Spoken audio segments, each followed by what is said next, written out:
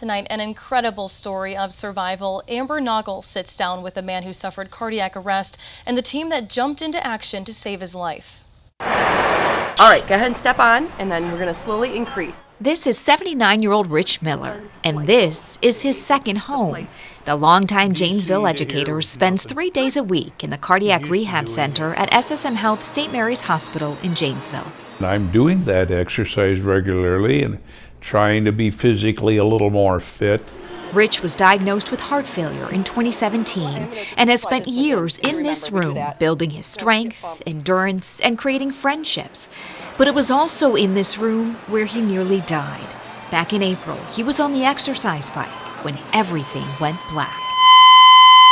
Just pedaling away and and I'm feeling tired, and then I'm on the floor. Rich's heart had stopped. He was suffering cardiac arrest.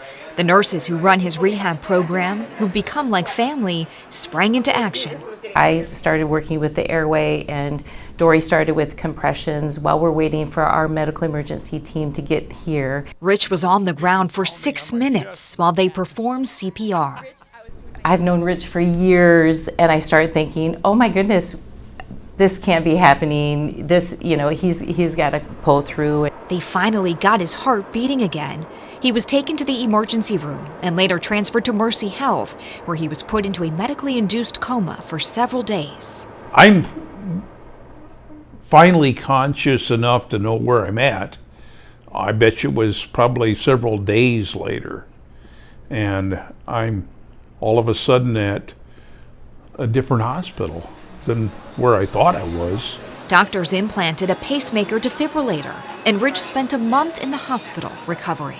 I love walking into a room and seeing a patient who has recovered from one of these very dramatic life events, and just it makes me very proud of both him as a patient and just very happy with where we've come as a medical community.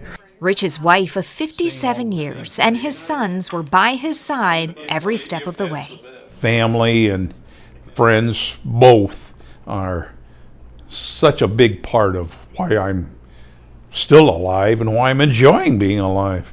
Now he's back in this room, back with his friends, and back with the nurses who saved his life. They're living examples of angels who walk among us all the time. I'm recognizing them today with what I dreamed up as a Halo Award.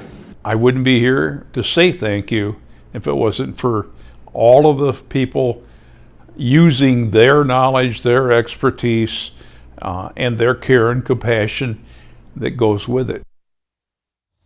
Rich's story has a happy ending thanks to the life-saving measures taken by the nurses. You too can learn how to save a life. Log on to our website for a link to the American Heart Association's Nations of Lifesavers campaign, where you can learn hands-only CPR in just 60 seconds.